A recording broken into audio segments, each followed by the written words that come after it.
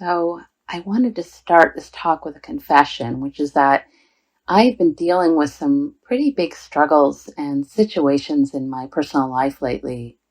And because of this, what I've been finding myself doing a lot of these days is leaning into a Buddhist practice that is often very confusing to those of us who might not have grown up knowing anything at all about the Buddhist teachings. And this is the practice of prayer. When I was very little, I actually didn't know a lot about prayer at all, from any tradition or religion, actually, because my very young hippie parents had at that time completely sworn off their Catholic upbringing. And so whenever we would drive from lower Michigan to the upper peninsula of the UP to visit my grandparents, usually for Christmas or Easter, the holidays, my little Italian grandmother would teach me in secret how to kneel down next to my bed and say the Lord's Prayer. And I actually dearly loved to recite this later on when I came home in secret, especially that part about give us this daily bread. I was on my own. I had no idea. And so I can't tell you how many years I actually thought that Wonder Bread came from God. It would come. But honestly, I also love that part where I got to ask not only for forgiveness for myself, but for those who trespass against us, along with the wish to not be led into temptation, but to be delivered from evil. And my grandmother, I think, was maybe the sweetest person I've ever known on this earth. And even though I didn't get to see her very often, she is the one who taught me how good it felt to want to be good, to want to be kind and caring and generous, and to want deeply to connect to something greater than my small sense of self. She showed me that that was possible. And actually, as it happens, this is also exactly what the Buddhist practice is trying to show us as well. That both having and nurturing the intention to be kind and compassionate, caring, generous, humble, wise, and peaceful for both ourselves and others can not only bring us more joy and ease in our lives, but can also bring us a sense of not being alone, of not being separate, which the Buddha tells us is actually our deepest source of pain and wounding, that feeling of being separate. And the truth is that as we practice offering up these prayers, it really does nurture those qualities within us of kindness and compassion, caring, generosity, humility, wisdom, peacefulness. Even if our wishes for ourselves and others never comes to pass. It is actually our intention that is crucially important here.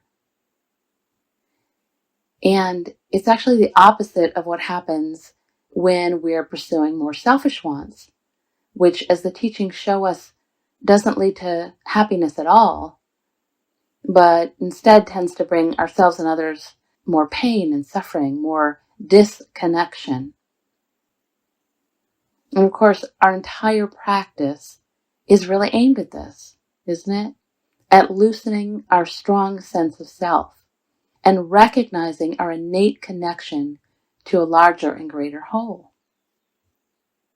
And happily, the practice of prayer is considered one of the ways that we can nurture this intention for ourselves and further train our minds and hearts to live more through the qualities of selflessness.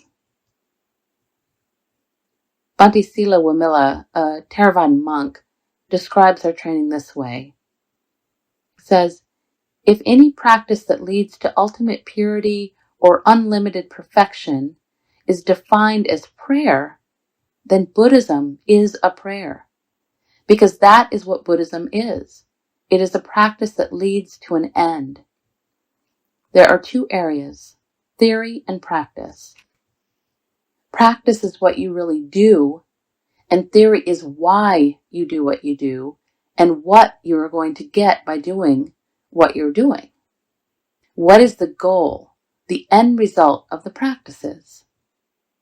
In that sense, perhaps we could say it is a prayer. And, as the teachings tell us, our whole practice rests on the tip of intention. The whole practice. And that especially goes for how we are being asked to practice prayer.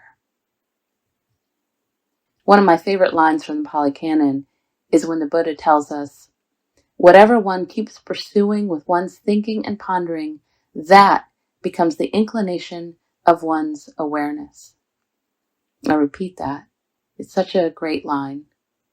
Whatever one keeps pursuing with one's thinking and pondering, that becomes the inclination of one's awareness. The teacher Elizabeth Mattis Namgyal expresses the same idea this way. She says, prayer is like riding a bike.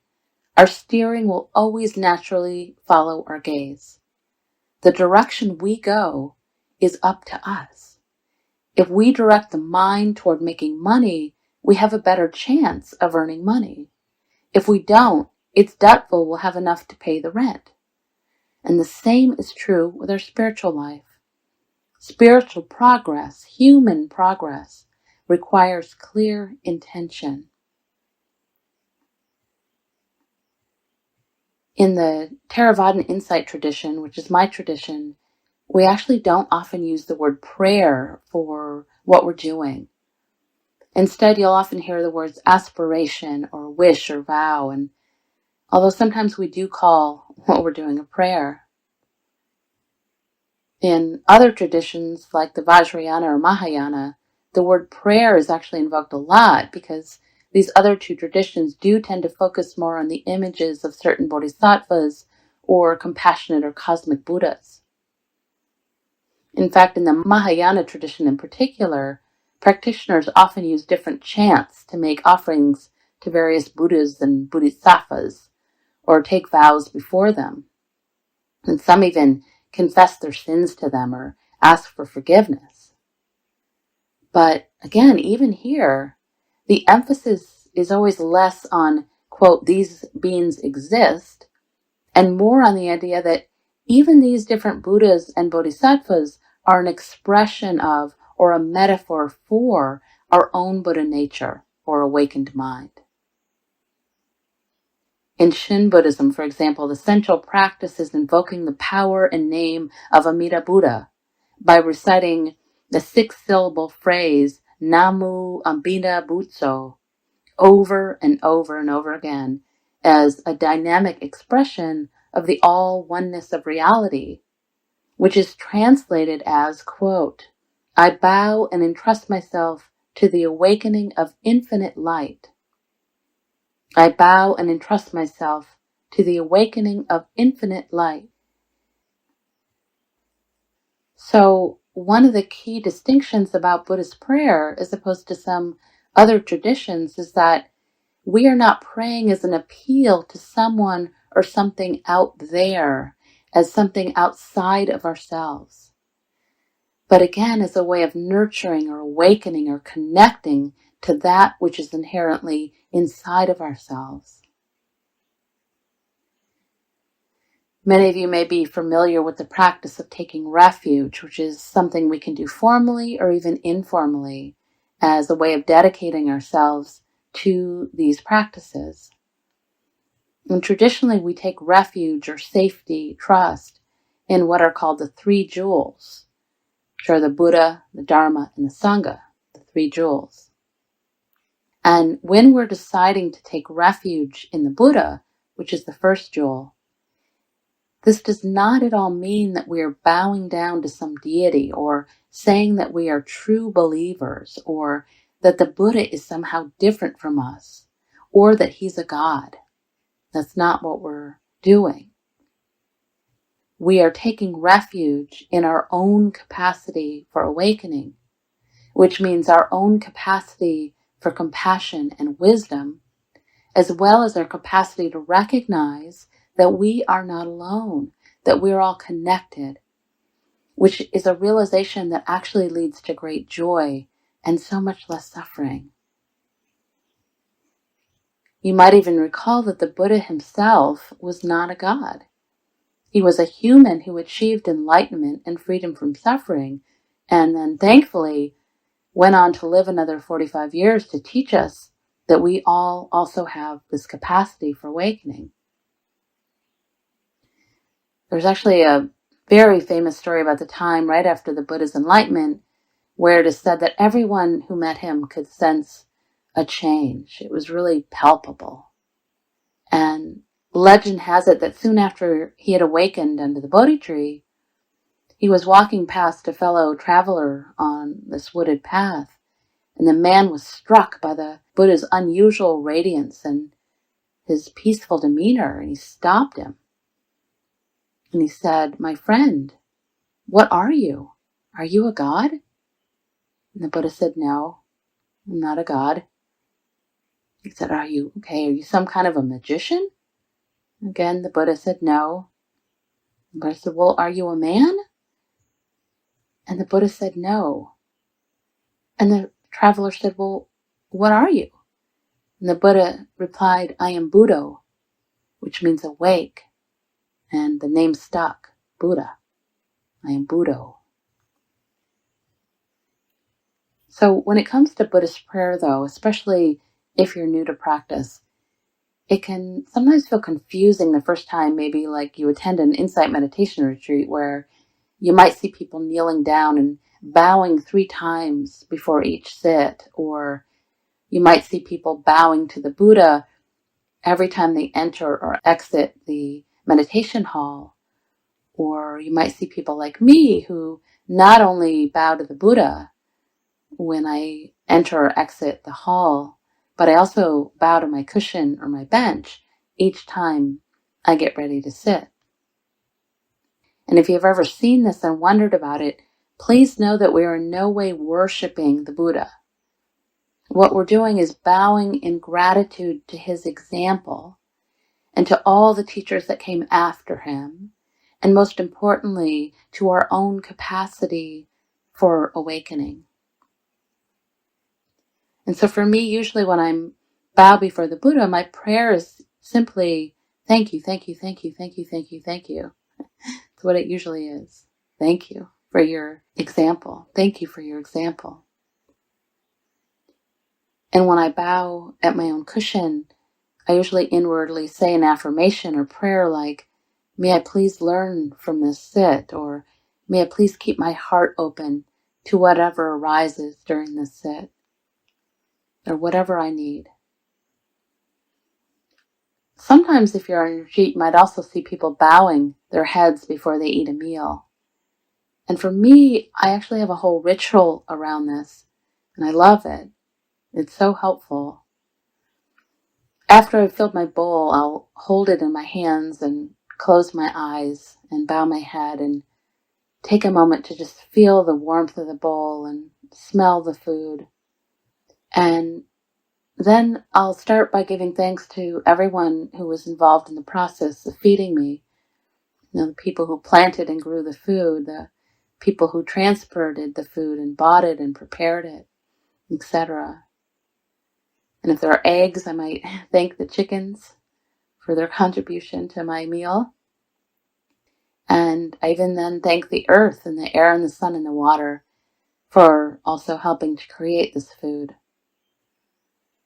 And then I'll offer a prayer that goes something like, may all beings everywhere feel warm and held and safe and nurtured and loved. And I just love that I have time to do that on retreat, because it really does help me to feel connected and not alone, and it opens my heart.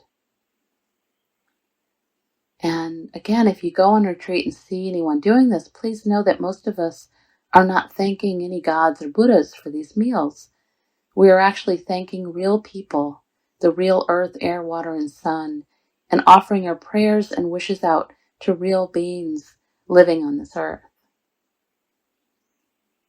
And again, whenever we're doing this, what we're essentially doing is making an aspiration or a vow to train our own hearts and minds to open, so that we can become and be that kind, compassionate, generous, peaceful, wise, awake person for both ourselves and others. The Tibetan Lama Sarah Harding describes Buddhist prayer this way. She says, it can be seen as aspiration, as setting your mind in a certain direction. Whether you have a particular other being or other power in mind is not necessarily the main thrust of it. The main point is that you are putting your mind in that direction. For instance, if you send a Christmas card that says, "May there be peace on earth," you are not necessarily asking someone to bestow this. You are simply making that aspiration. So sometimes this aspiration is expressed in physical objects, which act as symbols of our wish for all beings to be free from suffering. And you'll find these things in homes where a Buddhist lives usually, just like you might find a rosary or the cross in a Christian home. These things include objects like, prayer beads, which are used to focus the mind on the repetition of prayers or mantras. And I'm sure most of you have likely seen or even own those colorful strings of Tibetan prayer flags, which usually are covered with auspicious symbols and mantras. And the idea with these is that when the wind blows through, they are sending blessings and good fortune to all beings. Another beautiful Tibetan practice that I love is the turning of the prayer wheels. And these come in all sizes. And some are really elaborate wheels that need many people to turn. And some are just simply handheld. And these two are usually covered in mantras. And as they spin, again, they symbolize our wish or prayer to send blessings and good fortune to all beings.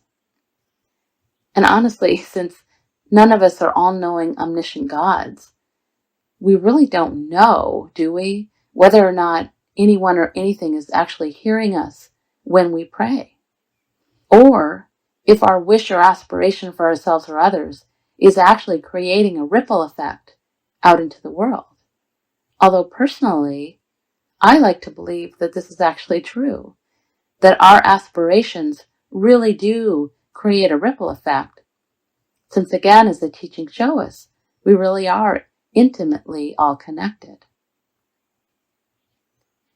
The Zen priestess Zan Chosen Bays tells us this. We know that there are invisible presences all around. There are comedies, tragedies, soap operas, rap music, and 911 calls in the room. But we can't hear them if we don't have the right receiver, such as a radio, computer, cell phone, or TV. The range of light and sound that our human bodies are able to perceive is quite narrow. It seems entirely possible that there are many unseen forms of existence surrounding us. Perhaps they dwell in other dimensions of space-time. Why not be humble and ask them for assistance? Our asking makes us a receiver, a vehicle through which we may be able to move and act. I also recently read a story about the director of the Center of Integrative Medicine at Thomas Jefferson Hospital in Philadelphia, who has been studying the effect of prayer on the brain for over 20 years now.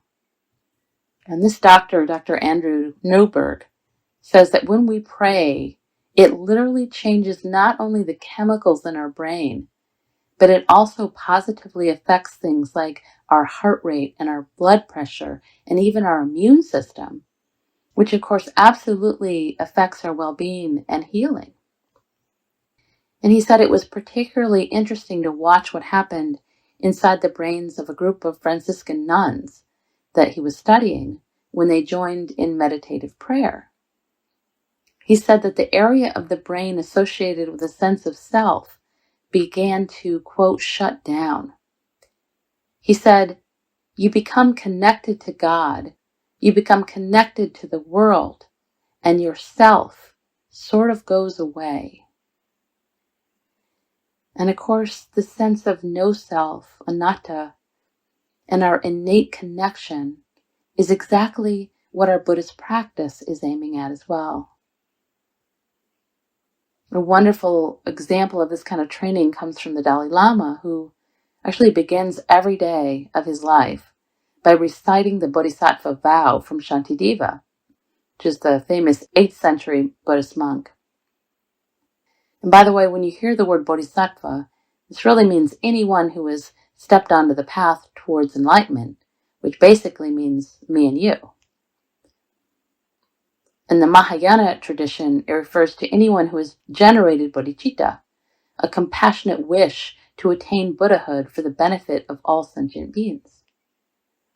And because this Bodhisattva vow is so ancient, there are actually many different versions. But this one is my favorite, and apparently it's also the same one that the Dalai Lama recites every morning. It goes like this. May I be a guard for those who need protection, a guide for those on the path, a boat, a raft, a bridge for those who wish to cross the flood. May I be a lamp in the darkness, a resting place for the weary, a healing medicine for all who are sick, a vase of plenty, a tree of miracles. And for the boundless multitudes of living beings, may I bring sustenance and awakening, enduring like the earth and sky, until all beings are freed from sorrow and all are awakened. There's also a very shortened version of this Bodhisattva vow, which is often called the Four Great Vows, and it goes like this. Sentient beings are numberless. I vow to save them. Delusions are inexhaustible. I vow to end them. Dharma gates are boundless. I vow to enter them. The Buddha's way is unsurpassable. I vow to become it. I really like that one. There's also the famous Metta Sutta, which is often called the Buddha's prayer, and it offers us a very similar aspiration. It goes like this. Happy at rest. May all beings be happy at heart. Whatever beings there may be, weak or strong, without exception, long, large, middling, short, subtle, blatant, seen and unseen, near and far, born and seeking birth, may all beings be happy at heart. Let no one deceive another or despise anyone anywhere, or through anger or irritation wish for another to suffer. So that's the Buddha's prayer. Oftentimes, the actual metta or loving kindness practice is considered a type of prayer. But again, we are not appealing to someone or something out there. We are practicing wishing this, really longing for this as a way to train our own hearts to become that, to awaken bodhicitta, awakened heart-mind. And the Metta Sutta is a longer version of this, but most often we practice with shorter prayer phrases that are easy to remember and to offer, such as, we might say something as simple as, may you be happy, may you be free from fear, may you feel safe and at ease, may you feel cherished and loved and held. And of course, this is just one of the many ways that we can practice with these metta prayers. But as with all the practices, the most fundamental practice starts with ourselves, which, as the teachings show us, is not at all a selfish thing. Because the truth is, when we can learn to offer ourselves our own kindness and compassion, we are going to then be much more able to offer it out to others. In fact, metta, our deep wish for the happiness of others, is apparently what first motivated the Buddha himself to not only begin to search for his own awakening, but to teach it after he discovered it, quote, for the good of the many, for the happiness of the many, out of compassion for the world. So this is actually really crucial for us to understand, that our wish and prayers for our own happiness is important. Just as a for instance, you might think about what happens to our hearts and minds when we have the opposite wish for ourselves, when we are somehow feeling hatred or aversion towards ourselves, or maybe even if we feel like we somehow deserve to be punished. How does this affect the quality of our lives and how we interact with both ourselves and others? Actually, an important part of our practice is to notice this when we're maybe in some way wishing some sort of punishment on ourselves, when we're training the mind in this way, or maybe when we're wishing others harm in some way, or wishing for bad things to happen to them, even in really subtle ways, especially if we think they somehow deserve it. Because that's really a kind of prayer, isn't it? Right? To wish for bad things to happen to someone. So we need to honestly remember that those kind of prayers are really serving to harden our hearts, because what we're really practicing actually is ill will. That's what we're practicing. I also want to say that when we're praying in the Buddhist tradition, we're really practicing to let go of a small sense of self, while also trying to connect with something larger than ourselves. And very importantly, without also diminishing ourselves in any way. My friend and teacher Tara Brach explains it this way. She says, when we are suffering and turn to prayer, no matter what the apparent reason for our pain, the basic cause is always the same. We feel separate and alone. Our reaching out is a way of relieving ourselves of this pain of isolation. Yet the Bodhisattva's aspiration radically deepens the meaning of prayer by guiding us to also turn inward. We discover the full purity and power of prayer by listening deeply to the suffering that gives rise to it. Like a great tree, such prayer sinks its roots into the dark depths in order to reach up fully to the light. This is what I call mindful prayer, opening wakefully to our suffering and allowing ourselves to reach out in our longing for connection. Irish poet and priest John O'Donohue writes, prayer is the voice of longing. It reaches outwards and inwards to unearth our ancient belonging. The more fully we touch our pain and longing, the more fully we are released into boundless, compassionate presence. In the Buddhist tradition, we are asked to keep this kind of longing or yearning for the happiness and freedom of ourselves and others in our minds and hearts as a very continual, conscious, mindful intention, not as something that we just think about every once in a while, but actually in each and every moment. The great insight teacher Joseph Goldstein gives us this great and easy way to practice this in our daily lives. He says, as an experiment, the next time you're doing an errand or stuck in traffic or standing online at the supermarket, instead of being preoccupied with where you're going or what needs to be done, take a moment to simply send loving wishes to all those around you.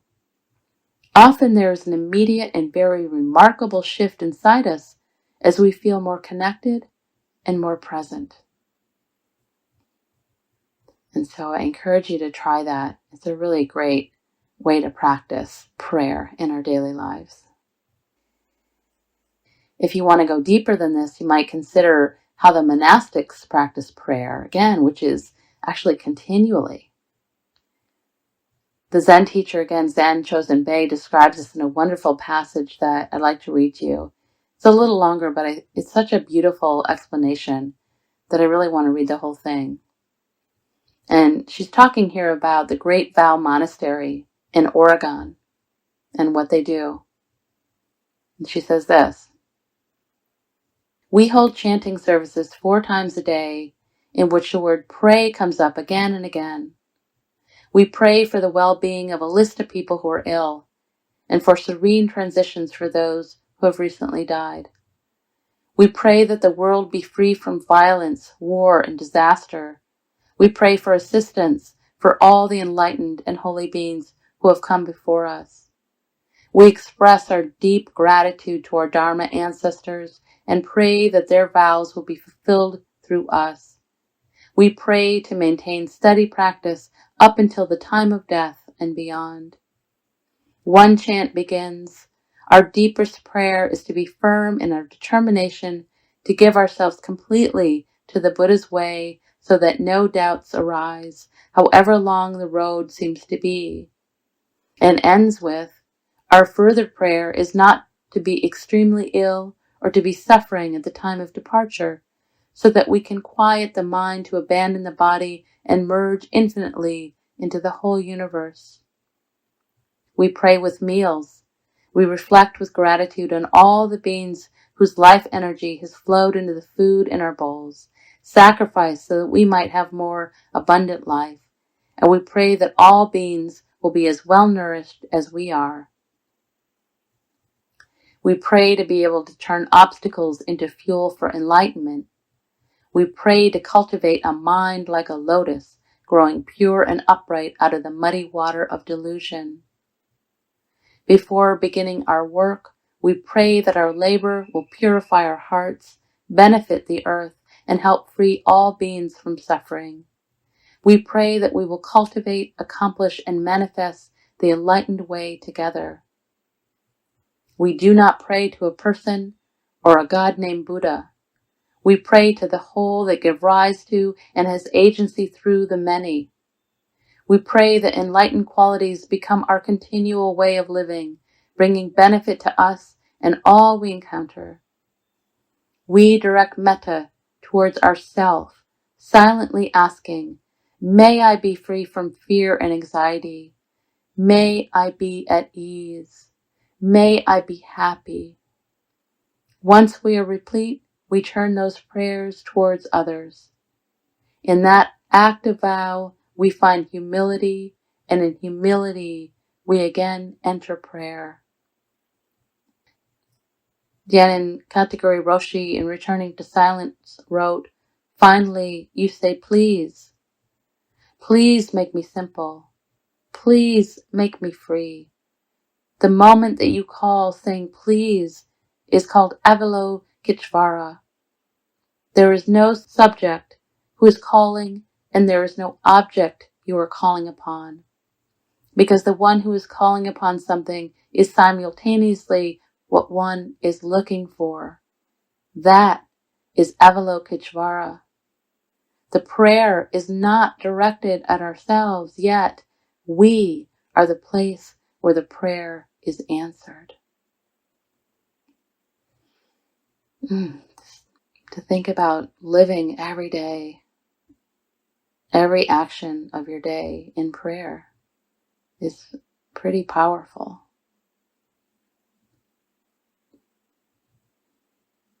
And with that, I want to say that another incredibly important part of our practice of prayer can also be in the listening, in the silence, in the practice of letting go and receiving, of sort of asking and then listening for an answer from within, rather than trying to constantly direct the show. In an interview, Mother Teresa was once asked about her prayer life, and the interviewer asked her, when you pray, what do you say to God? And Mother Teresa said, I don't talk, I simply listen. And the interviewer said, then what is it that God says to you when you pray? And Mother Teresa replied, he also doesn't talk, he simply listens. And there's a long silence, and the interviewer seemed a bit confused. He didn't seem to know what to ask next. So finally, Mother Teresa broke the silence by saying, if you can't understand the meaning of what I've just said, I'm sorry, but there's no way I can explain it any better. I also love the way the poet Gregory Orr writes about this kind of listening. He says, some days it's all fuzzy.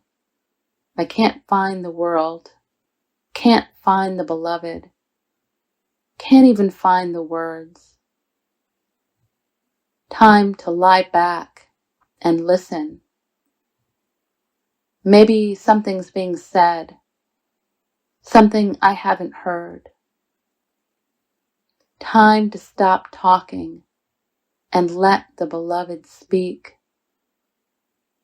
Time to trust it all, to stop searching and let the beloved seek.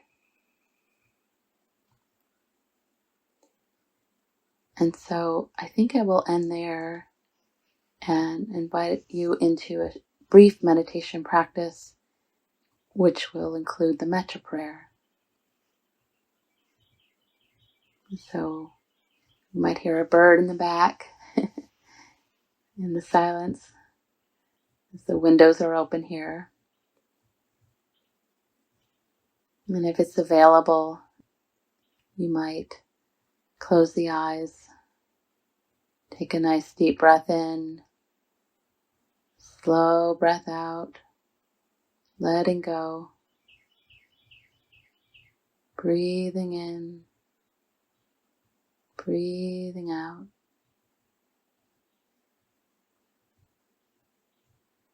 And on each exhale, softening the body and softening the mind.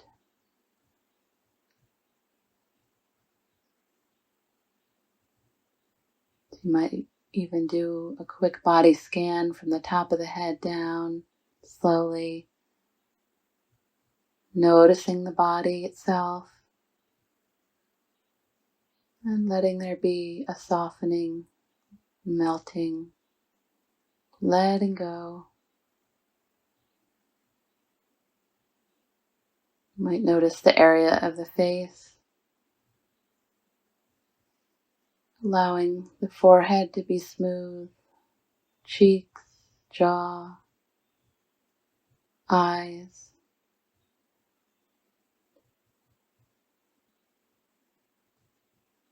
As a way of inviting metta, kindness, you might add a slight smile to the corner of the eyes and the lips, not as a way of covering anything over at all, just as a way of inviting kindness and compassion to be here in the mind, body, heart.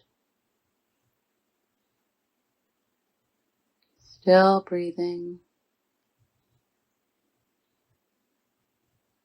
maybe allowing the shoulders to drop, allowing the tummy to be soft, maybe sensing the breath here as well.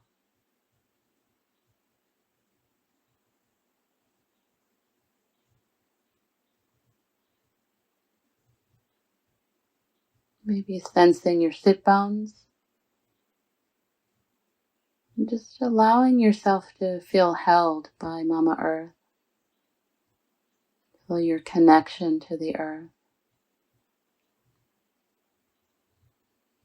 And feeling held, you might allow yourself to let go even more. Trust in that support of the earth.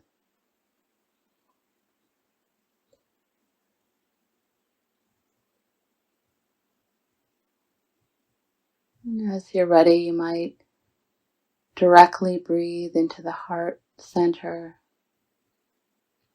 allowing the heart to soften, imagining that, allowing there to be more space here, warmth.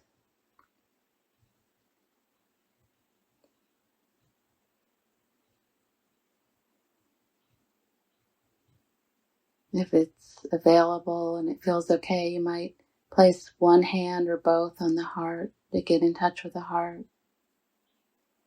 You may place one hand on the heart and one on the belly. Your choice.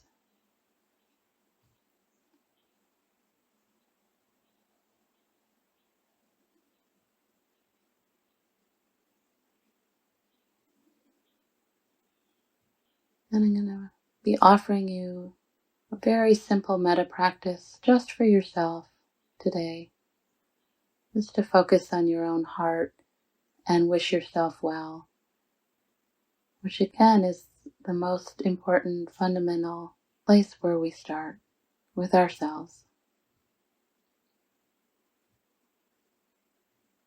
And so focusing on the heart center, you might hear the words, "May I nurture gratitude, grace, and ease in my life.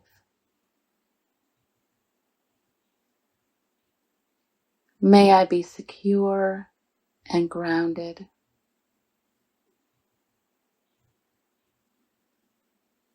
May I be happily and successfully contributing.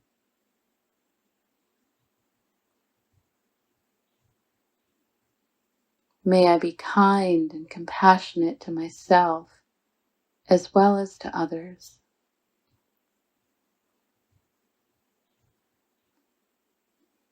May I be healthy and free from both internal and external harm.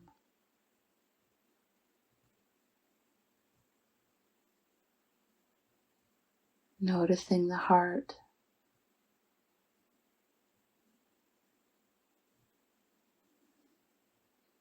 breathing into the heart.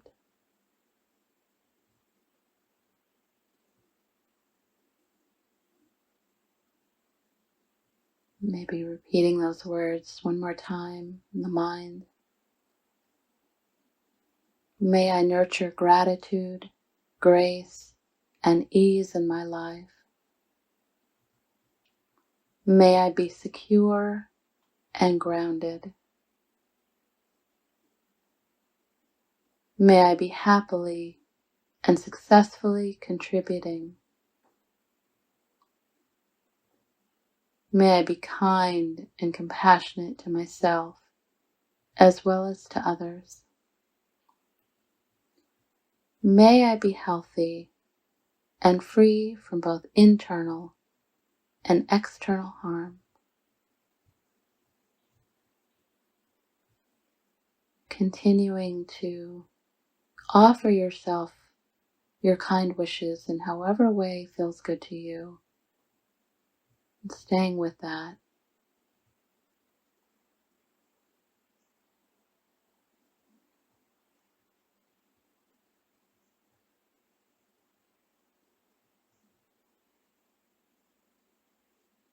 Again, if you've lost the smile in the eyes and the lips, you might add these in again and see how that changes your well-wishing for yourself.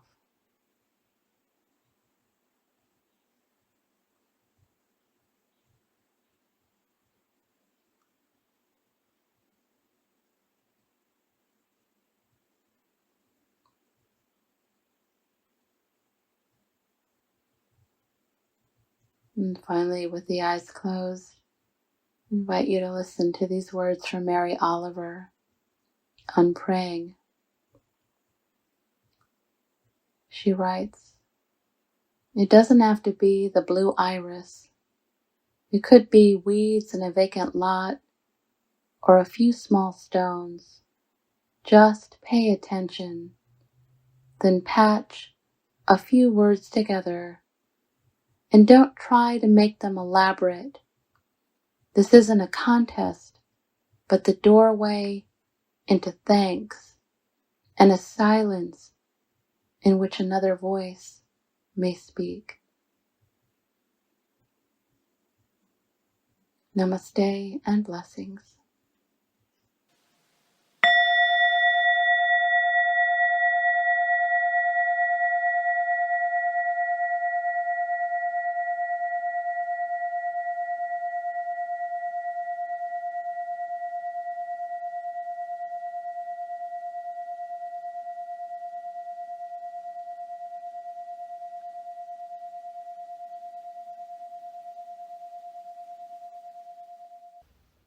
I hope you enjoyed this talk. These talks are always offered freely so that no one is ever denied access to these teachings, and your support really makes a difference. Dana is an ancient Pali word meaning spontaneous generosity of heart. If you feel inspired to offer dana, you can do so by visiting my website at www.mindfulvalley.com. Thank you so much.